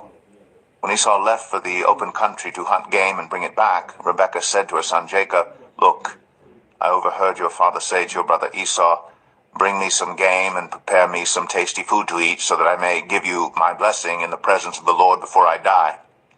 Now my son, listen carefully and do what I tell you. Go out to the flock and bring me 2 choice young goats, so I can prepare some tasty food for your father, just the way he likes it. Then take it to your father to eat, so that he may give you his blessing before he dies." Jacob said to Rebekah his mother, "But my brother Esau is a hairy man, while I have smooth skin. What if my father touches me? I would appear to be tricking him, and would bring down a curse on myself rather than a blessing." His mother said to him, "My son, let the curse fall on me. Just do what I say. Go and get them for me." So he went and got them and brought them to his mother, and she prepared some tasty food just the way his father liked it. Then Rebekah took the best clothes of Esau her older son, which she had in the house, and put them on her younger son Jacob. She also covered his hands and the smooth part of his neck with the goat skins. Then she handed to her son Jacob the tasty food and the bread she had made. He went to his father and said, "My father?" "Yes, my son," he answered. "Who is it?" Jacob said to his father, "I am Esau, your firstborn. I have done as you told me. Please sit up and eat some of my game, so that you may give me your blessing." Isaac asked his son, "How did you find it so quickly, my son?" "The Lord your God gave me success," he replied. Then Isaac said to Jacob, "Come near so I can touch you, my son, to know whether you really are my son Esau or not." Jacob went close to his father Isaac, who touched him and said, "The voice is the voice of Jacob, but the hands are the hands of Esau." He did not recognize him, for his hands were hairy, like those of his brother Esau. So he proceeded to bless him. "Are you really my son Esau?" he asked. "I am," he replied. Then he said, "My son, bring me some of your game to eat, so that I may give you my blessing." Jacob brought it to him, and he ate. And he brought some wine, and he drank. Then his father Isaac said to him, "Come here, my son, and kiss me." So he went to him and kissed him. When Isaac caught the smell of his clothes, he blessed him and said, "Ah, the smell of my son is like the smell of a field that the Lord has blessed. May God give you heaven's dew and earth's richness, and abundance of grain and new wine. May nations serve you, and peoples bow down to you. Be Lord over your brothers, and may the sons of your mother bow down to you. May those who curse you be cursed, and those who bless you be blessed." After Isaac finished blessing him, and Jacob had scarcely left his father's presence, his brother Esau came in from hunting. He too prepared some tasty food and brought it to his father. Then he said to him, "My father, please sit up and eat some of my game, so that you may give me your blessing." His father Isaac asked him, "Who are you?" "I am your son," he answered, "your firstborn, Esau." Isaac trembled violently and said, "Who was it then that hunted game and brought it to me? I ate it just before you came, and I blessed him, and indeed he will be blessed." When Esau heard his father's words, he burst out with a loud and bitter cry and said to his father, "Bless me, me too, my father." But he said, "Your brother came deceitfully and took your blessing." Esau said, "Isn't he rightly named Jacob? This is the second time he has taken advantage of me. He took my birthright, and now he's taken my blessing." Then he asked, "Haven't you reserved any blessing for me?" Isaac answered Esau, "I have made him lord over you, and have made all his relatives his servants, and I have sustained him with grain and new wine. So what can I possibly do for you, my son?" Esau said to his father, "Do you have only one blessing, my father?" Bless me too, my father." Then Esau wept aloud. His father Isaac answered him, "Your dwelling will be away from the earth's richness, away from the dew of heaven above. You will live by the sword, and you will serve your brother.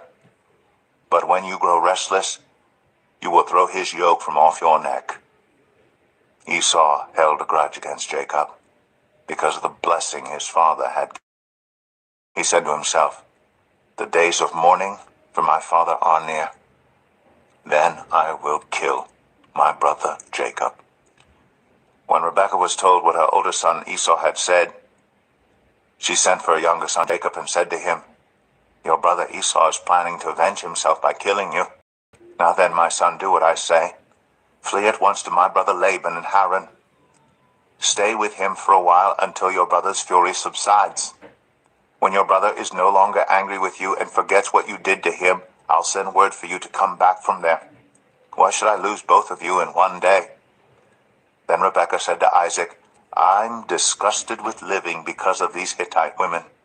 If Jacob takes a wife from among the women of this land, from Hittite women like these, my life will not be worth living." Genesis 28. So Isaac called for Jacob and blessed him. Then he commanded him, "Do not marry a Canaanite woman. Go at once to Padan Aram, to the house of your mother's father Bethuel. Take a wife for yourself there, from among the daughters of Laban your mother's brother. May God Almighty bless you and make you fruitful, and increase your numbers until you become a community of peoples. May he give you and your descendants the blessing given to Abraham, so that you may take possession of the land where you now reside as a foreigner, the land God gave to Abraham." Then Isaac sent Jacob on his way, and he went to Padan Aram, to Laban, son of Bethuel the Aramean, the brother of Rebekah, who was the mother of Jacob and Esau. Now Esau learned that Isaac had blessed Jacob and had sent him to Padan Aram to take a wife from there, and that when he blessed him, he commanded him, "Do not marry a Canaanite woman," and that Jacob had obeyed his father and mother and had gone to Padan Aram. Esau then realized how displeasing the Canaanite women were to his father Isaac. So he went to Ishmael and married Mahalath, the sister of Nebaioth, and daughter of Ishmael, son of Abraham, in addition to the wives he already had. Jacob left Beersheba and set out for Haran. When he reached a certain place, he stopped for the night because the sun had set. Taking one of the stones there, he put it under his head and lay down to sleep. He had a dream in which he saw a stairway resting on the earth with its top reaching to heaven, and the angels of God were ascending and descending on it. There above it stood the Lord, and he said, "I am the Lord, the God of your father Abraham and the God of Isaac. I will give you and your descendants the land on which you are lying. Your descendants will be like the dust of the earth, and you will spread out to the west and to the east, to the north and to the south. All peoples on earth will be blessed through you and your... I am with you and will watch over you wherever you go, and I will bring you back to this land. I will not leave you until I have done what I have promised you."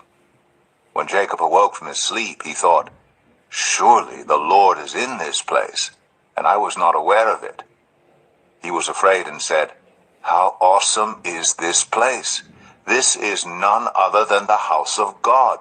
This is the gate of heaven."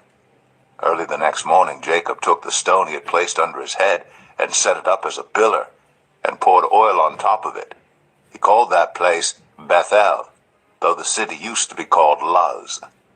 Then Jacob made a vow, saying, "If God will be with me and will watch over me on this journey I'm taking, and will give me food to eat and clothes to wear, so that I return safely to my father's household, then the Lord will be my God. And this stone that I have set up as a pillar will be God's house, and of all that you give me, I will give you a tenth." Genesis 29. Then Jacob continued on his journey and came to the land of the eastern peoples. There he saw a well in the open country, with 3 flocks of sheep lying near it, because the flocks were watered from that well. The stone over the mouth of the well was large. When all the flocks were gathered there, the shepherds would roll the stone away from the well's mouth and water the sheep. Then they would return the stone to its place over the mouth of the well. Jacob asked the shepherds, "My brothers, where are you from?" "We're from Haran," they replied. He said to them, "Do you know Laban, Nahor's grandson?" "Yes, we know him," they answered. Then Jacob asked them, "Is he well?" "Yes, he is," they said. "And here comes his daughter Rachel with the sheep." "Look," he said, "the sun is still high. It is not time for the flocks to be gathered.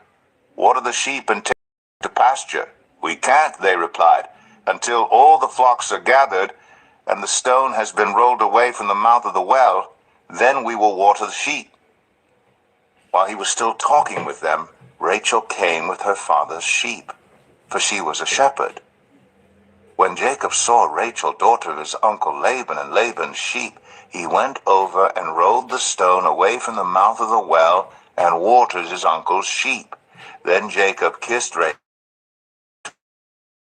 He had told Rachel that he was a relative of her father and a son of Rebekah, so she ran and told her father. As soon as Laban heard the news about Jacob, his sister's son, he hurried to meet him. He embraced him and kissed him and brought him to his home. And there Jacob told him all these things. Then Laban said to him, "You are my own flesh and blood." After Jacob had stayed with him for a whole month, Laban said to him, "Just because you are a relative of mine, should you work for me for nothing? Tell me what your wages should be." Now Laban had 2 daughters, Leah, and the name of the younger was Rachel. Leah had weak eyes, but Rachel had a lovely figure and was beautiful. Jacob was in love with Rachel and said, "I'll work for you 7 years in return for your younger daughter Rachel." Laban said, "It's better that I give her to you than to some other man. Stay here with me." So Jacob served 7 years to get Rachel, but they seemed like only a few days to him because of his love for her. Then Jacob said to Laban, "Give me my wife, my time is completed, and I want to make love to her." So Laban brought together all the people of the place and gave a feast. But when evening came, he took his daughter Leah and brought her to Jacob, and Jacob made love to her. And Laban gave his servant Zilpah to his daughter as her attendant. When morning came, there was Leah. So Jacob said to Laban, "What is this you have done to me? I served you for Rachel, didn't I? Why have you deceived me?" Laban replied, "It is not our custom here to give the younger daughter in marriage before the older one. Finish this daughter's bridal week, then we will give you the younger one also in return for another 7 years of work." And Jacob did so. He finished the week with Leah, and then Laban gave him his daughter Rachel to be his wife. Laban gave his servant Bilhah to his daughter Rachel as her attendant. Jacob made love to Rachel also, and his love for Rachel was greater than his love for Leah. And he worked for Laban another 7 years. When the Lord saw that Leah was not loved, he enabled her to conceive, but Rachel remained childless. Leah became pregnant and gave birth to a son. She named him Reuben, for she said, "It is because the Lord has seen my misery. Surely my husband will love me now." She conceived again, and when she gave birth to a son, she said, "Because the Lord heard that I am not loved, he gave me this one too." So she named him Simeon. Again she conceived, and when she gave birth to a son, she said, "Now at last my husband will become attached to me, because I have borne him 3 sons. So he was named Levi. She conceived again, and when she gave birth to a son, she said, "This time I will praise the Lord." So she named him Judah. Then she stopped having children. Genesis 30. When Rachel saw that she was not bearing Jacob any children, she became jealous of her sister. So she said to Jacob, "Give me children or I'll die."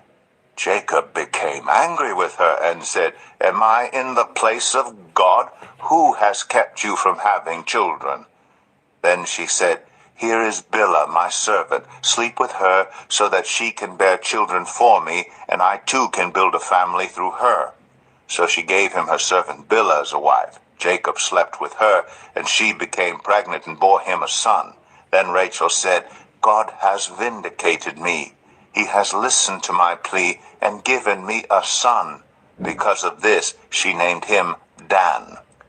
Rachel's servant Bilhah conceived again and bore Jacob a second son. Then Rachel said, I have had a great struggle with my sister, and I have won. So she named him Naphtali.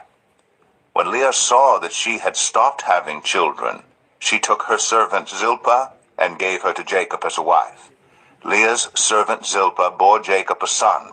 Then Leah said, What good fortune! So she named him Gad. Leah's servant Zilpah bore Jacob a second son. Then Leah said, How happy I am! The women will call me happy. So she named him Asher. During wheat harvest, Reuben went out into the fields and found some mandrake plants, which he brought to his mother Leah. Rachel said to Leah, Please, give me some of your son's mandrakes. But she said to her, Wasn't it enough that you took away my husband? Will you take my son's mandrakes too? Very well, Rachel said, He can sleep with you tonight, in return for your son's mandrakes. So when Jacob came in from the fields that evening, Leah went out to meet him. You must sleep with me, she said. I have hired you with my son's mandrakes. So he slept with her that night. God listened to Leah, and she became pregnant and bore Jacob a fifth son. Then Leah said, God has rewarded me for giving my servant to my husband. So she named him Issachar. Leah conceived again and bore Jacob a sixth son. Then Leah said, God has presented me with a precious gift. This time my husband will treat me with honor because I have borne him 6 sons. So she named him Zebulun. Sometime later she gave birth to a daughter and named her Dinah. Then God remembered Rachel. He listened to her and enabled her to conceive. She became pregnant and gave birth to a son and said, God has taken away my disgrace. She named him Joseph and said, May the Lord add to me another son. After Rachel gave birth to Joseph, Jacob said to Laban, Send me on my way so I can go back to my own homeland. Give me my wives and children, for whom I have served you, and I will be on my way. You know how much work I've done for you. But Laban said to him, If I have found favor in your eyes, please stay. I have learned by divination that the Lord has blessed me because of you. He added, Name your wages, and I will pay them. Jacob said to him, You know how I have worked for you, and how your livestock has fared under my care. The little you had before I came has increased greatly, and the Lord has blessed you wherever I have been. But now, when may I do something for my own household? What shall I give you? He asked. Don't give me anything, Jacob replied. But if you will do this one thing for me, I will go on tending your flocks and watching over them. Let me go through all your flocks today and remove from them every speckled or spotted sheep, every dark-colored lamb, and every spotted or speckled goat. They will be my wages. And my honesty will testify for me in the future. Whenever you check on the wages you have paid me, any goat in my possession that is not speckled or spotted, or any lamb that is not dark-colored, will be considered stolen. Agreed, said Laban. Let it be as you have said. That same day he removed all the male goats that were streaked or spotted, and all the speckled or spotted female goats, all that had white on them, and all the dark-colored lambs, and he placed them in the care of his sons. Then he put a 3-day journey between himself and Jacob, while Jacob continued to tend the rest of Laban's flocks. Jacob, however, took fresh-cut branches from poplar, almond, and plane trees, and made white stripes on them by peeling the bark and exposing the white inner wood of the branches. Then he placed the peeled branches in all the watering troughs, so that they would be directly in front of the flocks when they came to drink. When the flocks were in heat and came to drink, they mated in front of the branches, and they bore young that were streaked or speckled or spotted. Jacob set apart the young of the flock by themselves, but made the rest face the streaked and dark-colored animals that belonged to Laban. Thus he made separate flocks for himself, and did not put them with Laban's animals.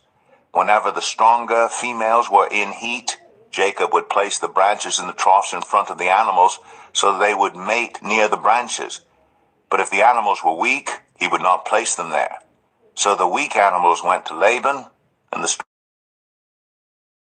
way the man grew exceedingly prosperous, and came to own large flocks, and female and male servants, and camels and donkeys. Genesis 31. Jacob heard that Laban's sons were saying, Jacob has taken everything our father owned, and has gained all this wealth from what belonged to our father. And Jacob noticed that Laban's attitude toward him was not what it had been. Then the Lord said to Jacob, Go back to the land of your fathers and to your relatives, and I will be with you.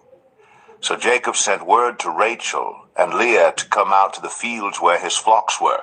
He said to them, I see that your father's attitude toward me is not what it was before, but the God of my father has been with me. You know that I've worked for your father with all my strength, yet your father has cheated me by changing my wages 10 times.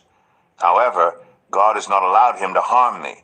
If he said the speckled ones will be your wages, then all the flocks gave birth to speckled young, and if he said the streaked ones will be your wages, then all the flocks bore streaked young. So God has taken away your father's livestock and has given them to me. In breeding season I once had a dream, in which I looked up and saw that the male goats mating with the flock were streaked, speckled, or spotted. The angel of God said to me in the dream, Jacob.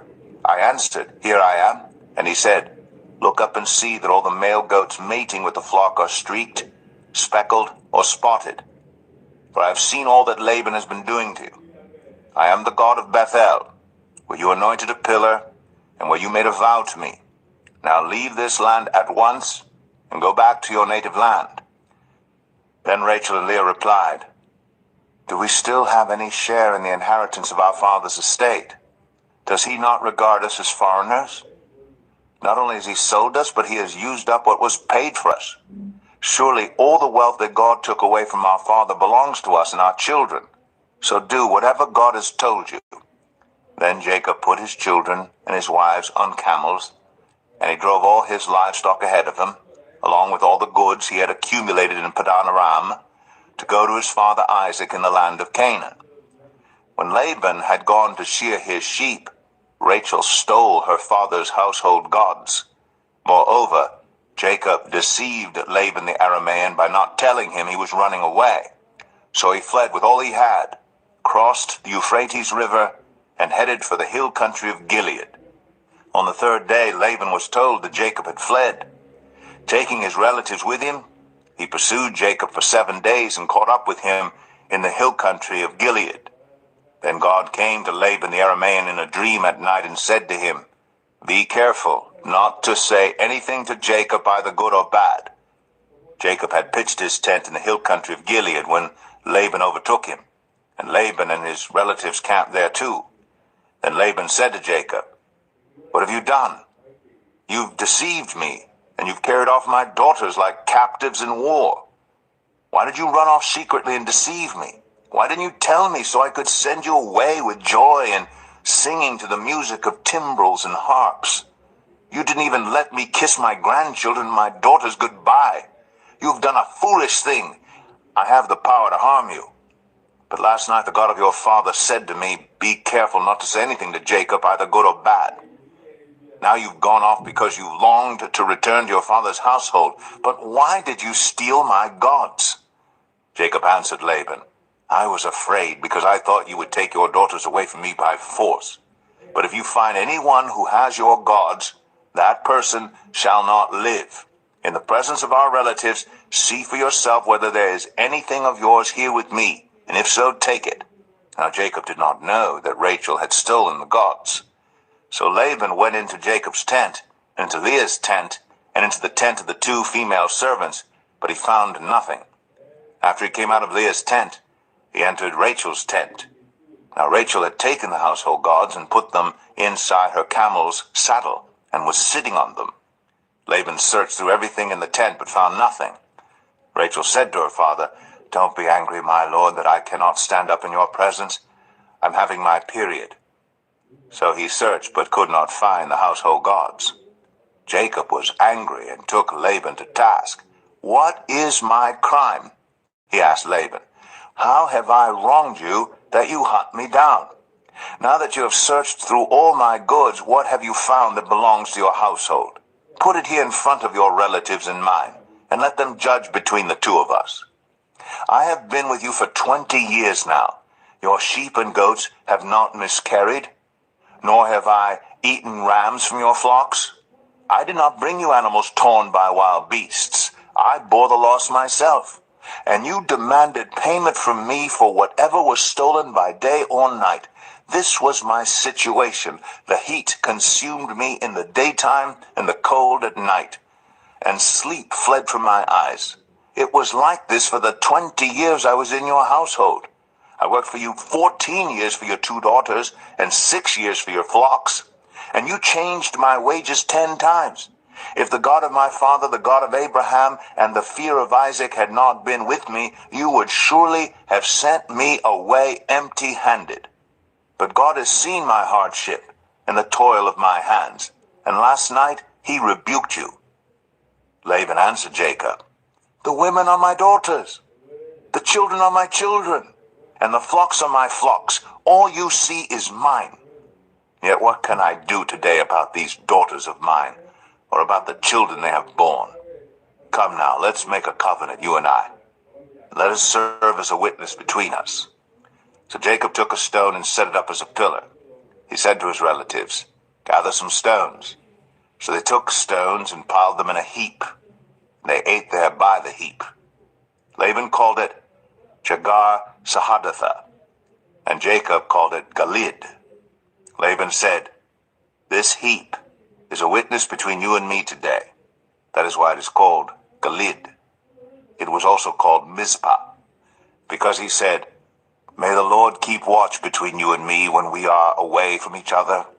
If you mistreat my daughters, or if you take any wives besides my daughters, even though no one is with us, remember that God is a witness between you and me." Laban also said to Jacob, "Here is this heap, and here is this pillar I have set up between you and me. This heap is a witness, and this pillar is a witness, that I will not go past this heap to your side to harm you, and that you will not go past this heap and pillar to my side to harm me. May the God of Abraham and the God of Nahor, the God of their father, judge between us." So Jacob took an oath in the name of the fear of his father Isaac. He offered a sacrifice there in the hill country and invited his relatives to a meal. After they had eaten, they spent the night there. Early the next morning, Laban kissed his grandchildren and his daughters and blessed them. Then he left and returned home. Genesis 32. Jacob also went on his way, and the angels of God met him. When Jacob saw them, he said, "This is the camp of God." So he named that place Mahanaim. Jacob sent messengers ahead of him to his brother Esau in the land of Seir, the country of Edom. He instructed them, "This is what you are to say to my lord Esau. Your servant Jacob says, I have been staying with Laban and have remained there till now. I have cattle and donkeys, sheep and goats, male and female servants. Now I am sending this message to my lord, that I may find favor in your eyes." When the messengers returned to Jacob, they said, "We went to your brother Esau, and now he is coming to meet you, and 400 men are with him." In great fear and distress, Jacob divided the people who were with him into 2 groups, and the flocks and herds and camels as well. He thought, if Esau comes and attacks one group, the group that is left may escape. Then Jacob prayed, "O God of my father Abraham, God of my father Isaac, Lord, you who said to me, 'Go back to your country and your relatives, and I will make you prosper.' I am unworthy of all the kindness and faithfulness you have shown your servant. I had only my staff when I crossed to this Jordan, but now I have become 2 camps. Save me, I pray, from the hand of my brother Esau? But I am afraid he will come and attack me, and also the mothers with their children. But you have said, I will surely make you prosper, and will make your descendants like the sand of the sea, which cannot be counted. He spent the night there, and from what he had with him he selected a gift for his brother Esau: 200 female goats and 20 male goats, 200 ewes and 20 rams, 30 female camels with their young, 40 cows and 10 bulls, and 20 female donkeys and 10 male donkeys. He put them in the care of his servants, each herd by itself, and said to his servants, Go ahead of me, and keep some space between the herds. He instructed the one in the lead, When my brother Esau meets you and asks, Who do you belong to, and where are you going, and who owns all these animals in front of you? Then you are to say, They belong to your servant Jacob. They are a gift sent to my lord Esau, and he is coming behind us. He also instructed the second, the third, and all the others who followed the herds. You are to say the same thing to Esau when you meet him, and be sure to say, Your servant Jacob is coming behind us. For he thought, I will pacify him with these gifts I am sending on ahead.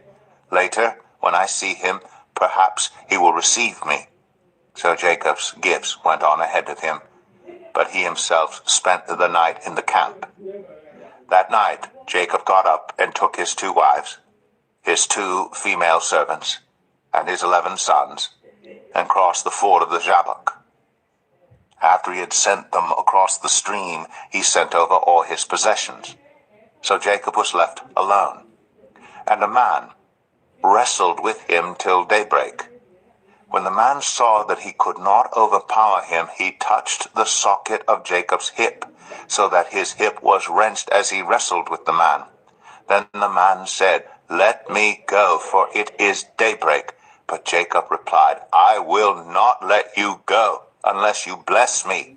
The man asked him, What is your name? Jacob, he answered. Then the man said, Your name will no longer be Jacob, but Israel, because you have struggled with God and with humans and have overcome. Jacob said, Please tell me your name. But he replied, Why do you ask my name? Then he blessed him there. So Jacob called the place Peniel, saying, It is because I saw God face to face, and yet my life was spared. The sun rose above him as he passed Peniel, and he was limping because of his hip. Therefore to this day the Israelites do not eat the tendon attached to the socket of the hip, because the socket of Jacob's hip was touched near the tendon. Genesis 33. Jacob looked up, and there was Esau coming with his 400 men. So he divided the children among Leah, Rachel, and the 2 female servants. He put the female servants and their children in front, Leah and her children next, and Rachel and Joseph in the rear. He himself went on ahead and bowed down to the ground 7 times as he approached his brother. But Esau ran to meet Jacob and embraced him. He threw his arms around his neck and kissed him, and they wept. Then Esau looked up and saw the women and children. Who are these with you? He asked.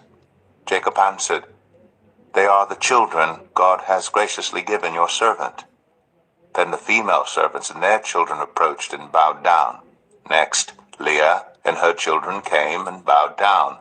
Last of all came Joseph and Rachel, and they too bowed down.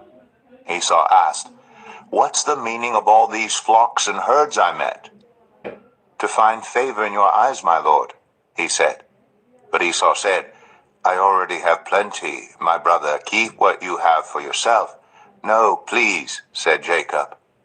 If I have found favor in your eyes, accept this gift from me. For to see your face is like seeing the face of God. Now that you have received me favorably, please accept the present that was brought to you. For God has been gracious to me, and I have all I need. And because Jacob insisted, Esau accepted it. Then Esau said, Let us be on our way. I'll accompany you. But Jacob said to him, My Lord knows that the children are tender, and that I must care for the ewes and cows that are nursing their young. If they are driven hard just one day, all the animals will die. So let my Lord go on ahead of his servant, while I move along slowly at the pace of the flocks and herds before me, and the pace of the children, until I come to my Lord in Seir. Esau said, Then let me leave some of my men with you. But why do that? Jacob asked. Just let me find favor in the eyes of my Lord. So that day Esau started on his way back to Seir.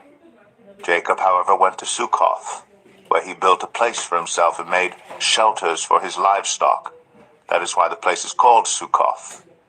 After Jacob came from Padan Aram, he arrived safely at the city of Shechem in Canaan, and camped within sight of the city. For 100 pieces of silver he bought from the sons of Hamor, the father of Shechem, the plot of ground where he pitched his tent. There he set up an altar and called it El Elohe Israel. Genesis 34. Now Dinah, the daughter Leah had borne to Jacob, went out to visit the women of the land. When Shechem, son of Hamor the Hivite, the ruler of that area, saw her, he took her and raped her. His heart was drawn to Dinah, daughter of Jacob. He loved the young woman and spoke tenderly to her. And Shechem said to his father Hamor, Get me this girl as my wife. When Jacob heard that his daughter Dinah had been defiled, his sons were in the fields with his livestock, so he did nothing about it until they came home. Then Shechem's father Hamor went out to talk with Jacob. Meanwhile, Jacob's sons had come in from the fields as soon as they heard what had happened.